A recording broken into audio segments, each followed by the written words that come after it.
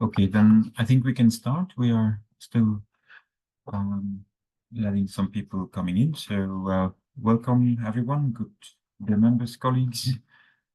Good evening, good afternoon, good morning. So thanks for joining us today at our webinar dedicated to the benefits and necessity of processing in foods for special dietary users. So I'm Jean-Christophe Kramer, Secretary General of FSDU, and I'll moderate this session for you. I'm accompanied with my communication manager, Hugh Longton, who is helping me ensuring the webinar runs well from a technical point of view. And if you do have any question, please connect through the chat or the questions and answers button. I also wish a particular thanks to the members of FSDU, but also our non-members, mainly from Codex. Of course, due to the time zone constraints, not everyone is able to join us today live, so we'll record the session and we'll make it available at a later stage today. So we'll share you that link as well as some information to all the participants.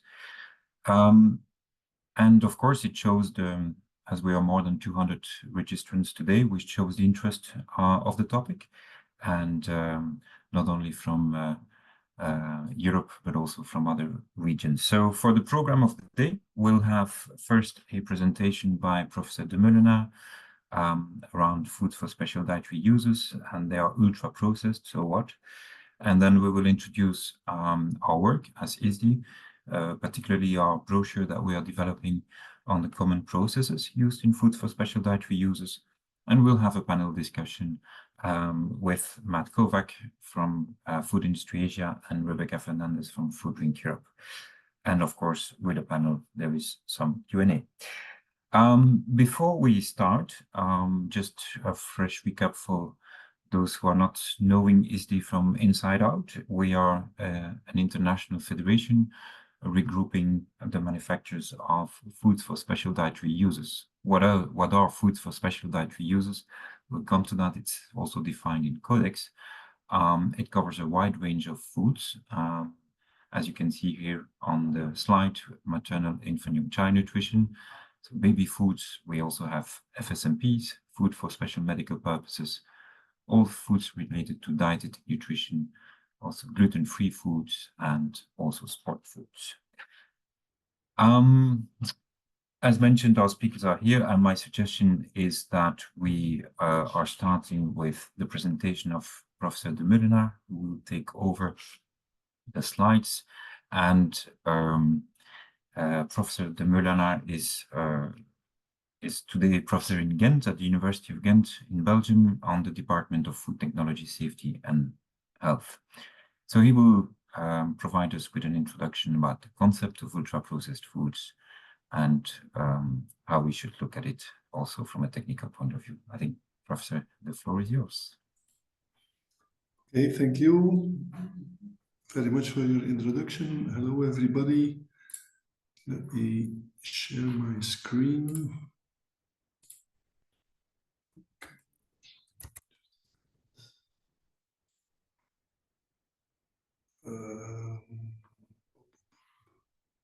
Sorry, I think I did something wrong.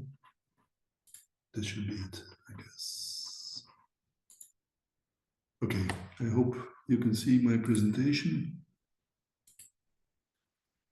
So I was asked to give a talk of about 20 minutes, I think it will take, about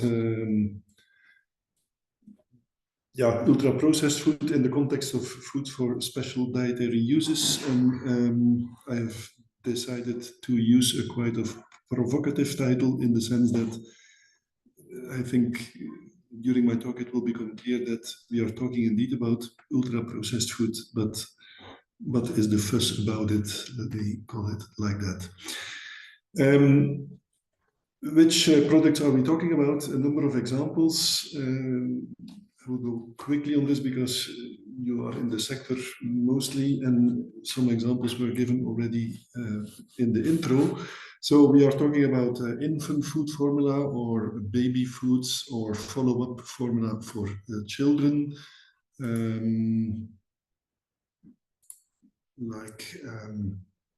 like these powdered formulas, which we all know, I think.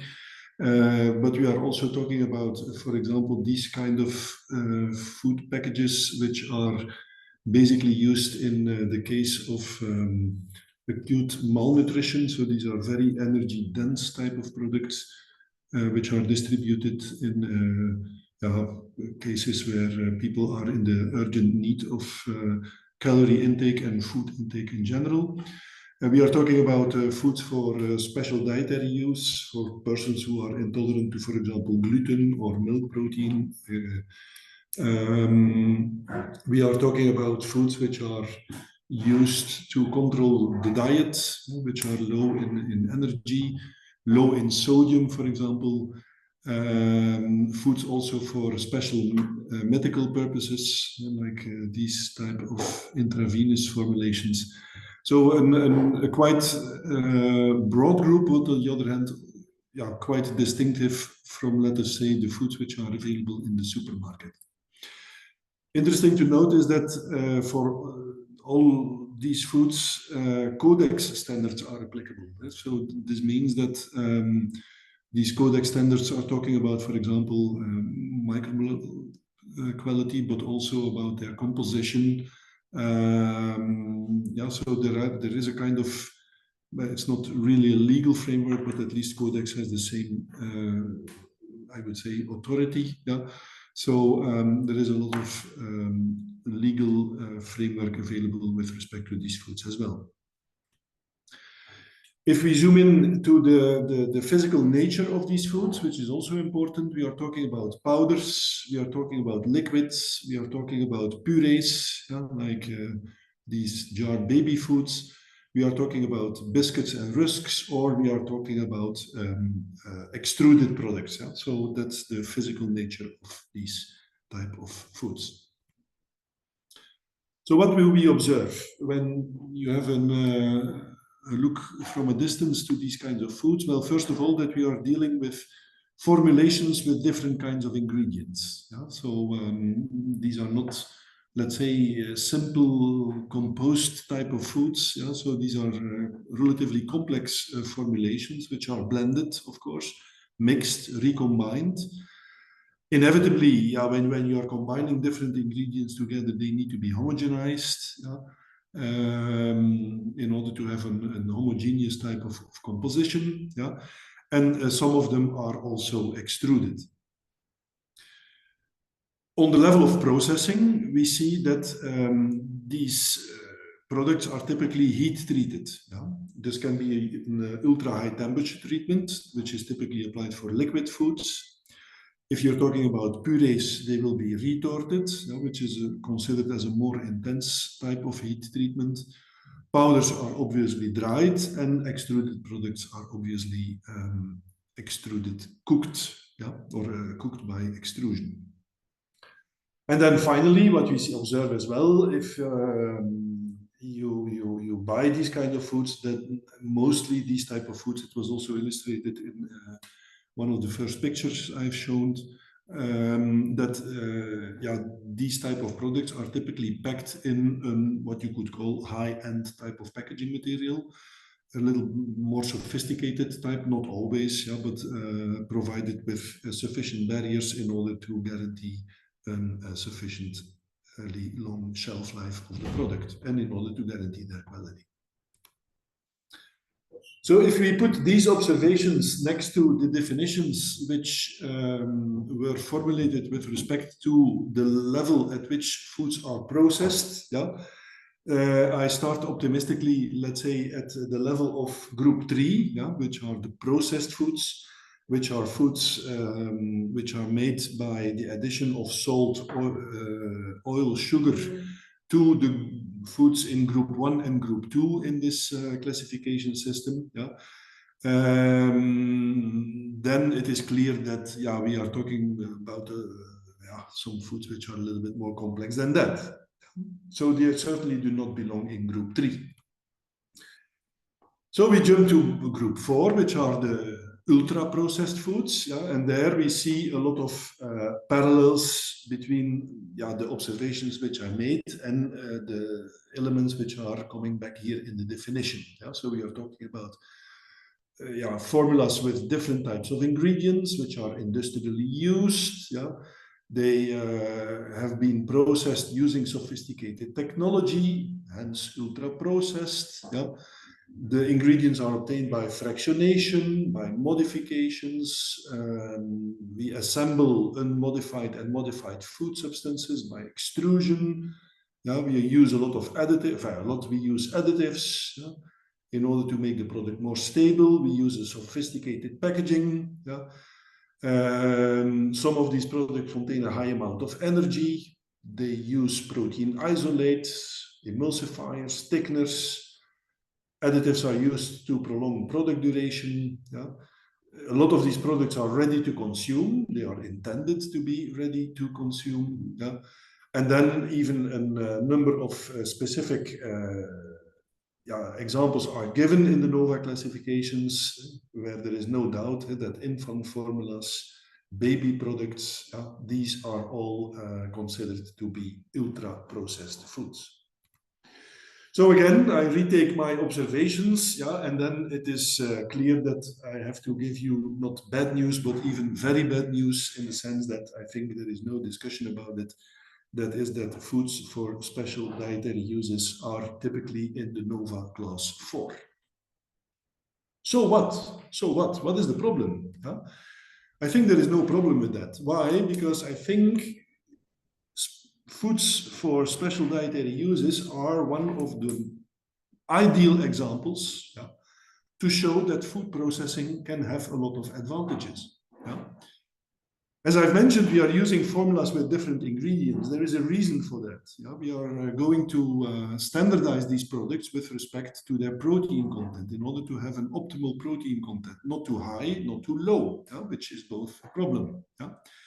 But we are not only optimizing such formulas with respect to their protein content, we are also optimizing them with respect to protein quality. If a mother cannot give breast milk, there is not much alternative, I think. So you need to rely on infant formulas. You cannot rely on just simple cow milk. Why? Because the ratio between caseins and whey proteins is simply totally different in cow milk compared to mother milk. So we are changing this in these infant formulas. We are working with protein isolates, changing these protein ratios, optimizing amino acid composition, optimizing the protein composition as such, because we know that also caseins, for example, and whey proteins behave differently during digestion. We can avoid particular proteins simply by not adding them, or by processing them in such a way that they are not a problem anymore with respect to allergenicity, for example.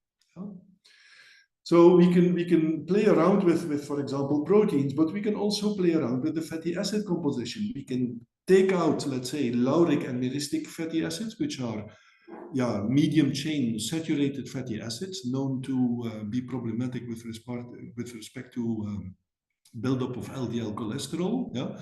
And we can enrich these products with particular polyunsaturated fatty acids, which are, for example, very relevant to brain development in infants. We can optimize products with respect to the bioavailability. We know that if you have a retorted carrot puree, that the beta-carotene is more bioavailable than, for example, beta-carotene in a raw carrot. We can add particular vitamins, we can add particular minerals, even in dedicated formulas to avoid lipid oxidation. I will come back to that later. We can optimize the energy density, both in both directions, low or high. And we can even add enzymes derived from genetically modified organisms to avoid the formation of acrylamide in cereal-based products. No need to say, I think, that acrylamide is a genotoxic process contaminant. But by adding asparaginase to the dough of biscuits, for example, we can perfectly lower these acrylamide levels to almost non-detectable.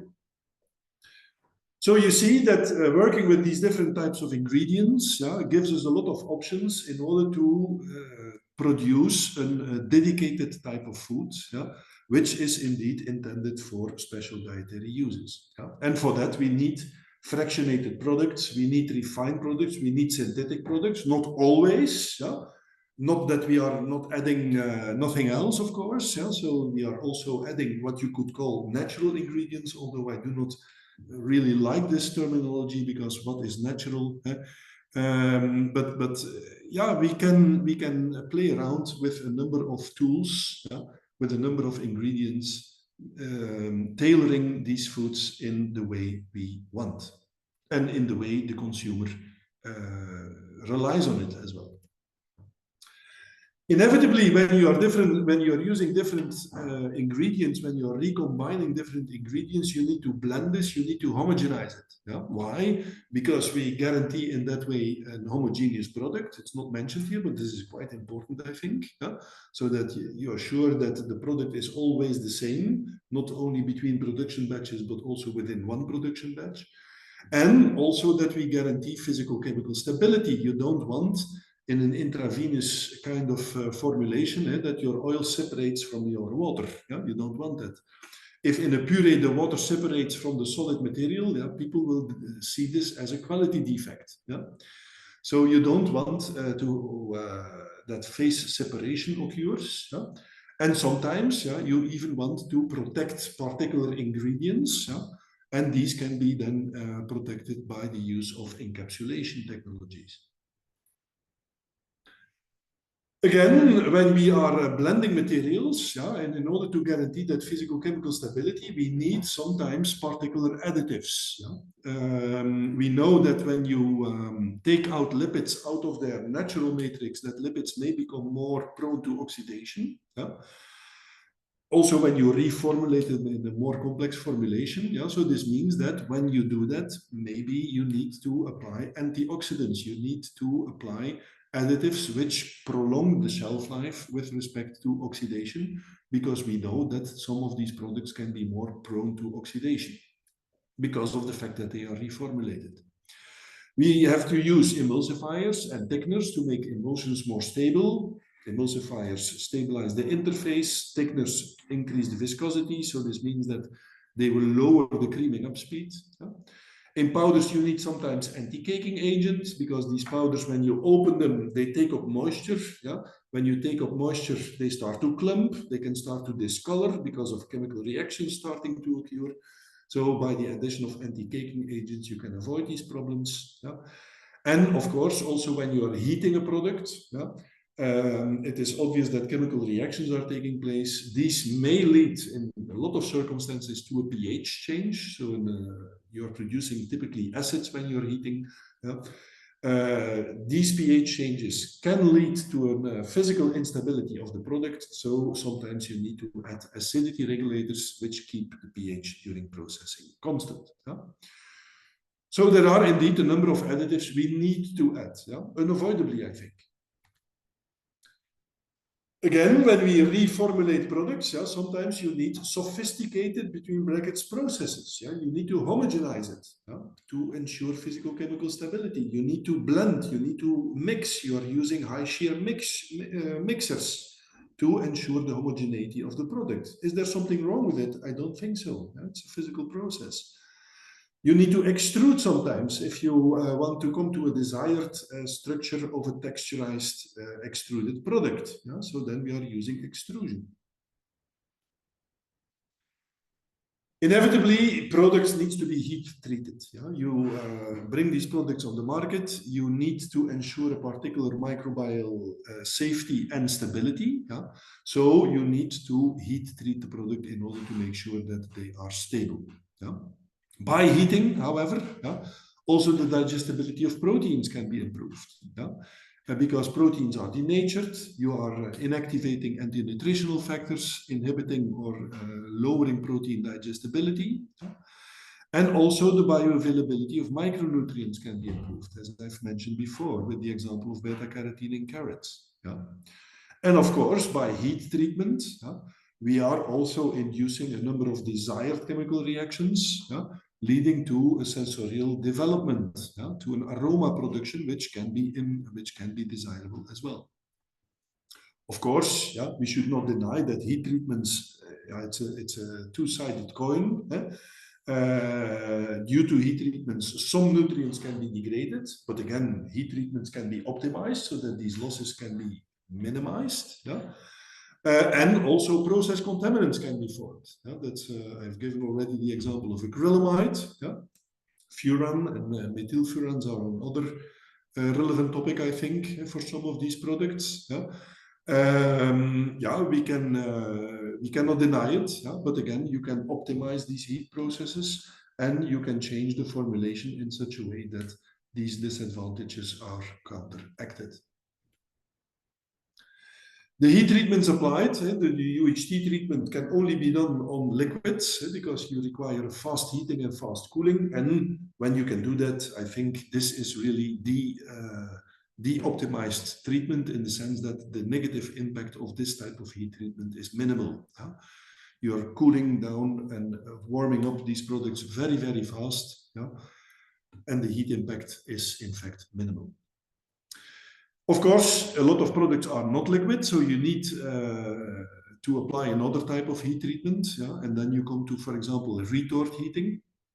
This is, of course, a longer heat treatment, and we know that's inevitable that the impact of these type of heat treatments on the quality of a product can be much more intense. But again, it can have its advantages as well. Sometimes powders are produced. You can wonder why. Well, it's simple, because powders take less volume. So it is much easier to transport a powder than a liquid, so that you are reducing the transport cost. Sometimes you need easy logistics in order to get some foods on their place where they are required. So it is easier to make a powder of it. When it's a powder, the product is much more stable. And inevitably, you need a heat treatment. Powders are produced by spray drying. Spray drying, the heat impact on a product is basically very, very limited because the product temperature normally is not reaching very high temperatures. If you dry with hot air at 200 degrees, it's not that your product reaches 200 degrees. This is certainly not the case. Water boils at 100 degrees, so basically the temperature can never go higher than 100 degrees. As long as sufficient water is available. Roller drying is more intensive. Roller drying is sometimes applied for specific applications. And there the impact of the heat treatment is indeed a little bit stronger compared to a spray drying treatment. That is also obvious, I think. And then I come to the packaging. The packaging indeed is sometimes sophisticated, but can I remind you about the functions of packaging? The first thing is to contain a product. We are talking about products with a lot of added value, in which fraud is likely to occur. Everybody, I think, remembers the melamine addition to infant formula in China some years ago. Well, when you have a good packaging material, you can avoid these kind of fraudulent practices.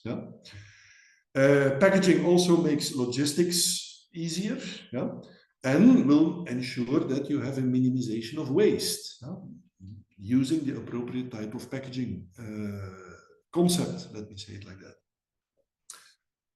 A very important function, of course, is to protect the food from moisture and oxygen, which are detrimental with respect to the chemical quality and also the microbiological quality of your products.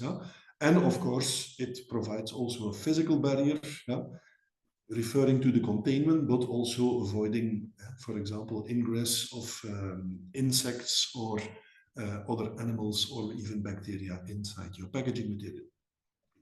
The packaging can add convenience. I've given an example in my first slide again. If you have such a type of energy-dense type of food, you're going to pack it in a user-friendly, ready-to-eat type of format, yeah, so that the people who need it can easily consume it. Yeah?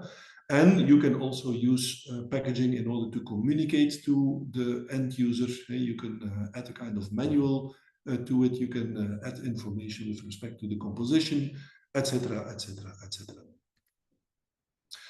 So I think, to conclude, that foods for special dietary use are typically NOVA class 4 foods. Yeah? I think you don't have to discuss about that. Yeah?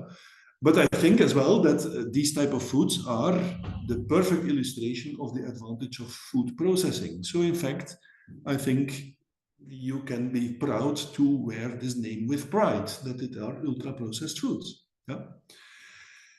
I also would like to remember the fact that various authors agree that the NOVA criteria do not allow a robust and functional food assignment. Yeah? So there is a lot of controversy about this criteria, and I think amongst food scientists the agreement is quite clear that these criteria are not very solid material, let me say it like that. Yeah? And finally, I would like to stress that food science and food processing are the perfect illustration of sophisticated knowledge and know-how which enable us to turn raw materials, which are often inedible, yeah, into edible foods for, in this case, a dedicated group of consumers. And with that, I'm at the end of my story, and I will be glad to answer questions later on when they are there. And I give the floor back to the chair of today, Jean-Christophe Kremer. Please go ahead. Thanks. Thank you, Professor Müller. I suppose we can continue with the order of the day. I'll take back the slides here and move on. Hopefully this works well. Yeah. There's always that little black box here, but it's going to disappear at a certain time. Actually, this intention. So, thanks for your presentation. I'll refer to a few points that you have alluded to into your presentation, because it's exactly the purpose. What we wanted to do here at ISDI was to inform much better about the use and the purposes of processes in whilst manufacturing foods for special dietary uses, and why we are doing that. So, as a you have clearly explained this much better than we can do in a small brochure, because actually that was also one of the struggles where we are today. It's supposed to be released a bit later, because one of the struggles we had was actually to explain this in an easy, simplified language, so that it can be understood by everyone while still being always accurate. So this is always the balance in a trade association, where we have to find, we want to communicate, but the how to communicate needs to be good and needs to be accurate as well. And by simplifying, sometimes you lose some certain nuances. But we're almost there. I think I'm happy to here to present you some of the findings, and that you will also see then when the brochure will be made available publicly. So here we aim to really explain, as I mentioned, the common processes, and we will provide that with examples, and to illustrate what some of the processes, we try to explain what is their value of using certain processes. So it can be either from a food safety point of view, to protect or promote food safety, can also be sometimes used to get the nutritional impact clearly spelled out. And it was mentioned in the presentation there by Professor de Molenaar. So Codex Alimentarius has defined foods for special dietary uses, and you can see the definition here. So it should be, there are foods which are actually processed or formulated to satisfy particular dietary requirements which exist because of a particular physical or physiological condition and or specific diseases and disorders in which are presented as such. So there are several ways in that definition, but of course today's purpose is really to focus on the processing or the formulations.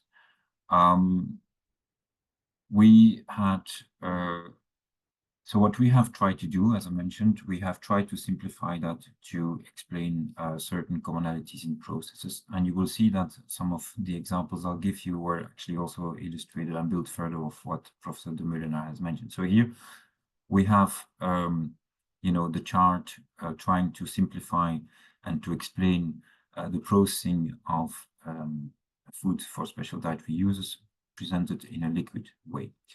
And for instance, here, the ingredient blending and mixing has the nutrition purposes in mind. So the major ingredients and the proteins, the oils, the carbohydrates, water, as well as the minor ingredients should be weighed, mixed, in order that they are uniformly dispersed through the wet blend. So this is what we call a nutritional process. In order to make sure so that all the product as such is, and the food is well packed, but it's also homogeneous, and then will also be kept like this during its shelf life. Another example here is this is homogenization. So it was also well explained. Oil, water don't match together. So over time, also in a liquid way. So you need to make sure that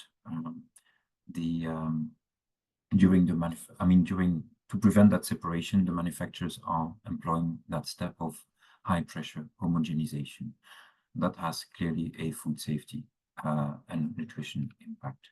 So it's really an important process to ensure the quality of the product. So that's but the food for special dietary uses, or that particular food here in liquid form, is then pumped through a small opening under high pressure, and this causes that the large oil particles are breaking up into many smaller particles, and that's how you can have this uniformly dispersed mixture, and it's going to be similar throughout its shelf life over time. Another example is the aseptic processing, filling. Also here in a liquid food. So during the UHT processing, product is pasteurized, and then for a few seconds only, and then will be rapidly cooled to limit this nutrient degradation before then being filled into the containers. And it's a critical step. It's sterile, sometimes also used as aseptic. So that environment is really critical to prevent any external contaminations. So this is where we confirm, or we can, ensure that the product is then shelf stable. So, so these are again 3 small examples here where we'll explain this more in detail, and in order to ensure that we can understand the benefits of every step in the processes. Professor de Molenaar also referred to the relevance and importance of using additives. They always provide solutions to a certain technical challenge during the manufacturing.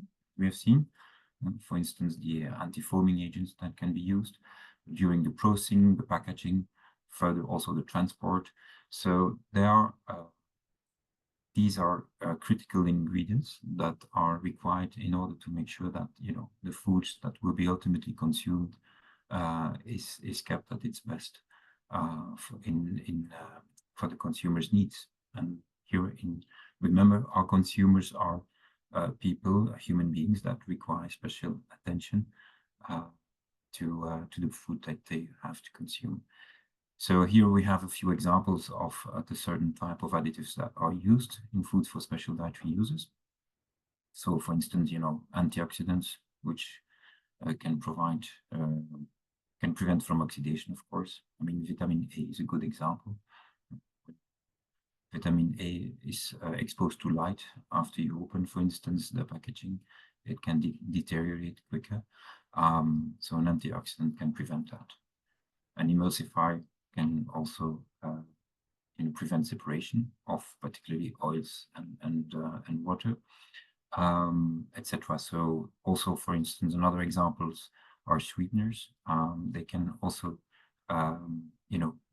avoid or mask unpalatable aftertastes. But on sweeteners, I have to note, for instance, that in baby food they are not allowed. So that's something that they can be used, of course, in other applications. And there are other examples, just to make sure that there is always that regulatory framework. They should be safe. They should be, they're safe for use, depending on the population, etc. So this is well regulated, not only at Codex, but also in many national jurisdictions, of course.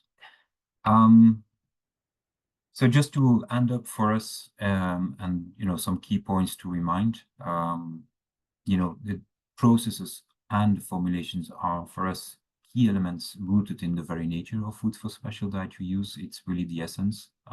That's why they have been actually developed. And we have already a good, strong Codex definition and that refers to FSDU as being processed and formulated to satisfy the particular dietary requirements. And what we have tried to now distinguish a bit more in our brochure is to explain, okay, why are such processes now, what is the purpose of any specific or any process? Can be food safety or can be nutritional. And then we also will outline a few more explanations here on the use and the benefits of using additives. So with that, I propose to introduce our panel. And we have with us Matt Kovac. He's the CEO from Food Industry Asia, and also Rebecca Fernandez, who will join us together with Professor de Molenaar and myself to reply to your questions and and have a discussion on the issue of foods for special dietary users, the ultra-processed food discussion, etc. And I forgot to mention that Rebecca is the Director of Food Safety Research and Innovation at Food Europe. So let me go. Sure, I see everyone here on the panel, but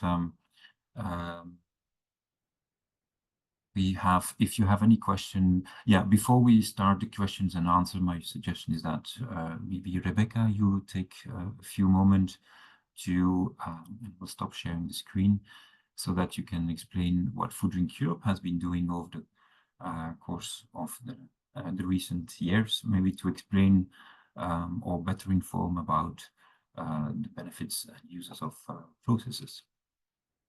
Thanks. Thank you very much, Jean-Christophe. Yes, well, Food Europe is the European Federation of Food and Drink Industries, and we, of course, are very concerned and following closely the developments around the debate on ultra-processed foods.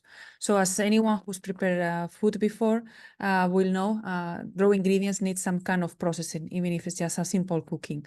So as an industry, we are proud of the development of processing techniques that make food safe, healthful, enjoyable food for consumers, independent of their budget. At the same time, we are also committed to address the consumer concerns that they might have about how to achieve a healthy diet by reformulating our products in accordance with the well-funded scientific research.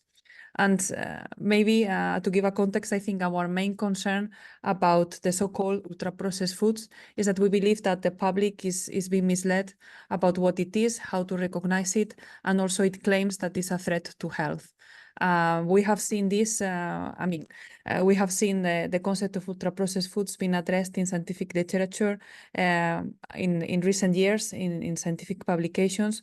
But I think since 2023, we have seen that it has been an explosion in media references to ultra-processed foods, and most often in a very negative way, and questioning why we need to process foods. So with this, we thought we needed to broaden a bit the conversation on processed foods, on why we process foods, as Professor de Meuneler was explaining. And in one of his conclusions, he was mentioning that not all scientists think that the novel classification is a correct way to classify foods. So we wanted to also give a bit of room for all these diverging views on how fit for purpose is this concept. So as Food Drink Europe, we have developed, it was already, the first edition was last year, a scientific critique of classifications based on the level of processing, NOVA, but also others that we have in Europe, like the SIGA classification. And in this document is just a collection of counter-arguments to the novel classification being used as a way to inform dietary guidelines or to inform public policies. I should also make the disclaimer that as Food Drink Europe, we have not contributed, funded, or participated in any of the research that is mentioned. It's purely based on the peer-reviewed independent scientific articles that are published in recent years.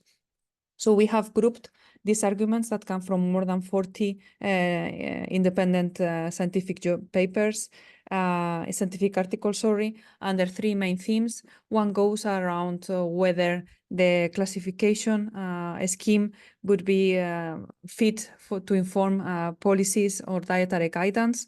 And we highlight there, or authors highlight there, that these classification schemes often fail to meet important criteria that are required for dietary recommendations. Some of the classifications seems to be ideologically based, and I will not go maybe too much in detail about every argument that we have listed, because it will take at least a good half an hour, I think. Another theme that we cover in our scientific critique is about the scientific evidence available, whether it accurately allows us to link the effects of consuming the so-called ultra-processed foods on health outcomes, and based on the current scientific research that is available. And the last theme that we cover in our scientific critique is the potential harm that using this classification might have in nutrition policy.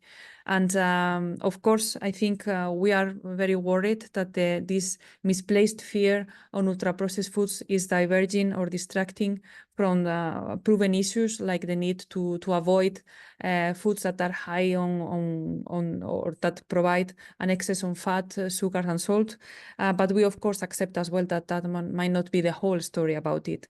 So we always take scientific findings seriously. We include those as well in our scientific critique that we update regularly, at least twice a year. We just published the latest update in June, and we would have a new update coming up towards the end of this year or January 2025. And we are also following closely scientific developments regarding the possible effect of texture, of palatability, and other effects on processing on health outcomes. But for the time being, we really believe that the current classification, such as NOVA, and the level of processing in general, is not a correct way to judge on the nutritional content of a food and the possible health outcomes associated to it. And with that, I think I will also pass the floor back to you, Jean-Christophe. I'm happy to address any questions. Thank you, Rebecca.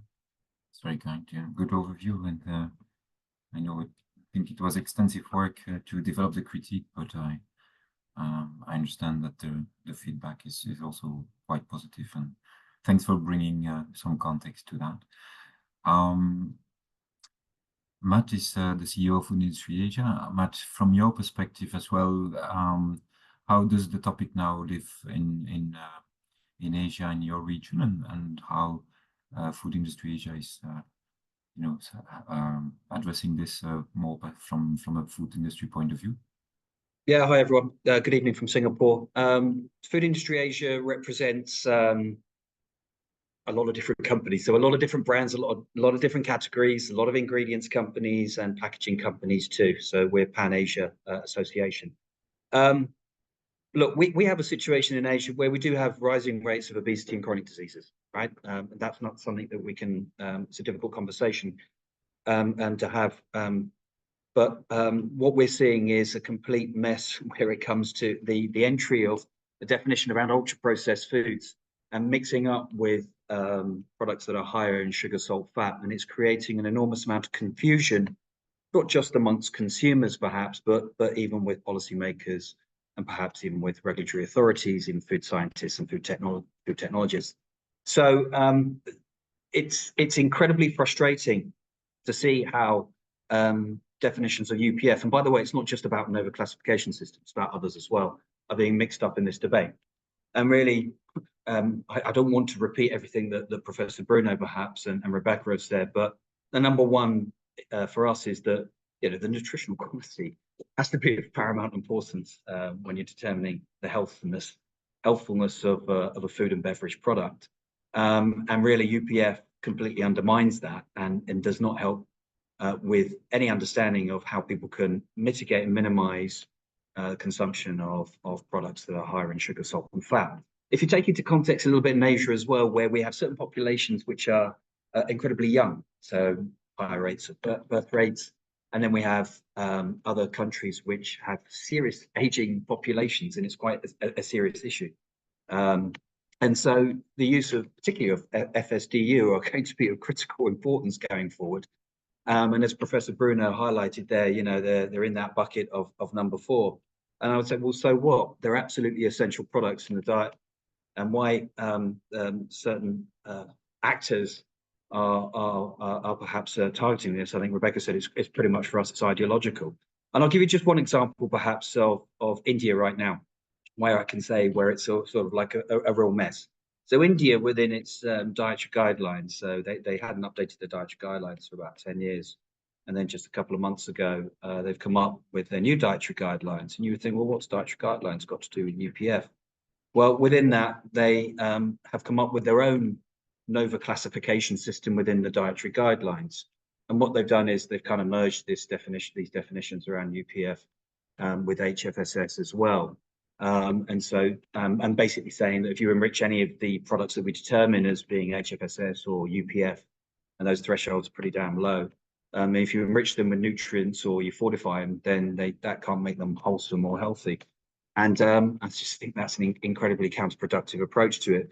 The other thing in India, which is going to make consumers even more confused, forgive me, is it's not just about manufactured products. So if you have a look at their dietary guidelines, the recommendation, this is a draft form, even homemade foods, they say will be ultra processed as well. Now, can you imagine telling someone in India who's been cooking for quite a significant amount of time with those traditional dishes and saying this is ultra processed foods, and how that kind of reaction, the type of reaction that person in that community, in that culture is going to make. So what I would only add to what Rebecca and Professor Bruno have mentioned is that food and beverage products have an incredibly critical importance in social and sociocultural role, let's say, regardless of the level of their processing. So right now in China and Singapore and parts of Malaysia as well, the Chinese community, we have kind of like the Mid-Autumn Festival, where we have these things called mooncakes. Now, these are absolutely traditional to this time of year, and it's quite a long holiday in China and even in South Korea as well. And the role of processing in this, if you were to prepare these yourself in the home, it would take ages now, and no one has the time to do that. So demonization of a real cultural product simply isn't helpful. And I think really what we're focusing on in Asia is certainly working with food technologists and food scientists, and translating what actually Jean-Christophe has done in his brochure. We have no part in the brochure, Jean-Christophe, as you know, but what we're getting involved with is actually doing site visits to R&D centers and application centers, where companies, what ingredients companies can show, can actually demonstrate to many of the authorities and policymakers the role of processing, and getting them to understand that as we reformulate products, that changes it as well. And what happens when you do reformulation to try and make these products healthier. And of course, there is an element and a level of process, an additional level of processing that needs to happen. And I think it's just a little bit of lack of pragmatic knowledge of the way that the food processing industry works. And that's something that we'll be focusing on and hopefully partnering with others in other markets around Asia on. So I'll probably stop there because we're running out of a bit of time, Jean-Christophe. Thanks, Matt. No, it's okay. Interesting also to get your perspective in Asia. And we have opened the floor for questions, but not many coming in for the moment, but so we still have a few more minutes. Maybe Professor de Mullen, do you have any reaction to what was said actually by Matt or Rebecca? Sorry, I've pushed again. No, I think I share the same concerns. I mean, the concept which is on the table is scientifically not very strong, is discussable, and it leads to effects which are particularly undesirable, I think. So yeah, I understand the frustration. Yeah, I mean, Professor, it's not just undesirable. It's what's the implication long term for the food processing industry? You know, as we see that, well, no, we haven't even got into the debate around sustainability and the impact that climate change is going to have on our food systems as well. Okay, and we know that as industries we have to do something about that. But with climate change and temperature changes as well, and all the microbiological changes that happen in our food, actually processed foods are going to become even more important.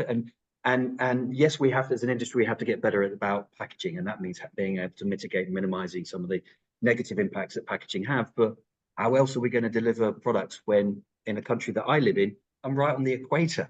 It's like, this is incredibly hot, and it's going to get hotter, sadly.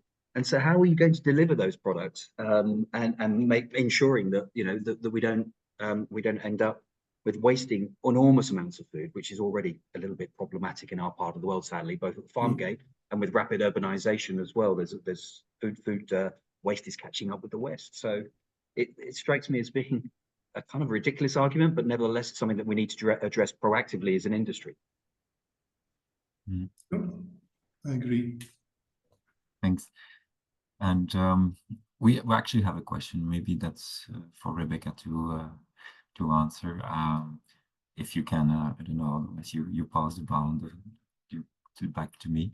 But what's the main thing that the ingredients suppliers can do also to improve and to help the debate with policymakers? Do you have any views on that, Rebecca? Well, I think maybe I can follow up on what Matt was mentioning as well.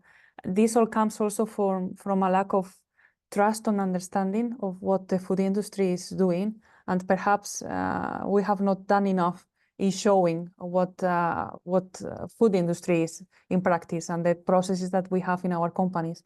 For an average consumer, I think it looks very obscure that you get ingredients and somehow you get a back of a package of something without understanding what are the steps that are before and that are necessary as well. So I think we need to do a better job on explaining why we process food the way we do. For example, on the additives or ingredients, that we will not add more than what is necessary, and that all the additives have a function, otherwise they will not be there. And of course, as Matt was explaining as well, and Professor de Mullen, that if we want to be more sustainable in the future, we will need processing no matter what. So by demonizing food processing, we are not doing ourselves any favor as a society, I would say. But yeah, I think I give you a very long answer, but the short answer, I think, is to show better what we do, being proud of what we do, and show better what we do. Rebecca, I actually, in follow-up to that, I honestly think that actually ingredients companies play an integral role in how we communicate this. Not obviously, perhaps, you know, not necessarily directly to consumers, but those other key opinion leaders as well. So I can mention the two companies that we did these site visits with. It was Cargill on their texturizers and starches, and I think it was Kerry on some of their sugar alternatives. It was in Singapore and Jakarta. And it was probably the first time that both those companies have actually opened the doors up to actually have policymakers, and we had a couple of NGOs and academics and others to actually come in and actually see the process of reformulation, at least the one I went to in Jakarta, and it was sugar alternatives, right? And what that meant and how they went. And it was an incredibly interactive session. And I just think we probably do need to do a lot more about opening our doors up. And while the industry is you know, we are incredibly heavily regulated, there is the strict, rigorous regulation in place, but it wouldn't hurt us by opening our doors up and actually showing exactly what we do as well. And I'm all for trying to persuade other companies to be a little bit more transparent and open with others, you know, and go through that process. Okay, I see that the time is moving on, but I would echo exactly what both of you have said, because it's true that yeah, you said it, Rebecca, we need to do a better job in explanations. I think hence also why we wanted to do this brochure. I think it's also just only one step in something that will continue. But I would also help. Yeah, we'll see how we can also help and support, you know, the whole food industry. I think our FSDU are indeed a good example of why we need these processes. But I think we're all in the same story. So I also think that when, you know, in Codex or in the larger institutional or policy making debates, be it at regional or global level, we can combine forces and you know, help ourselves and try to complement each other, whatever actions we do, in order to continue to educate our policymakers on that. And you know, that maybe using the processing approach is not the best approach to address the main issues related to public health when it comes to nutrition, malnutrition.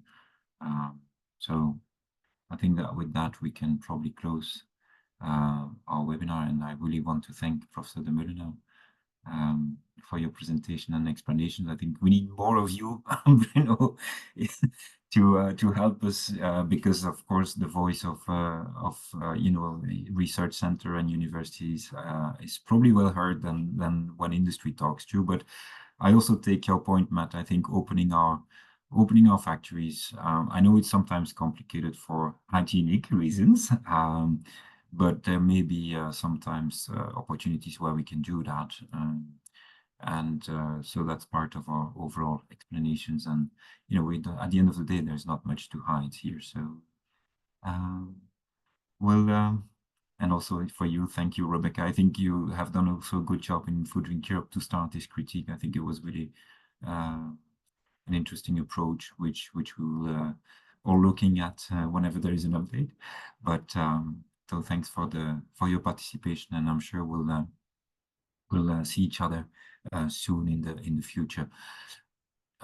We will pre-share, of course, the presentations, and if you have any follow-up with the speakers or with ISDI, of course, you can always reach us at our official address, secretariat@isdi.org. But with this, I think we can close the webinar, and I wish you everyone a pleasant evening or night, and or a rest of the day. Thanks. Thank you. Thank you. Thank you. Bye.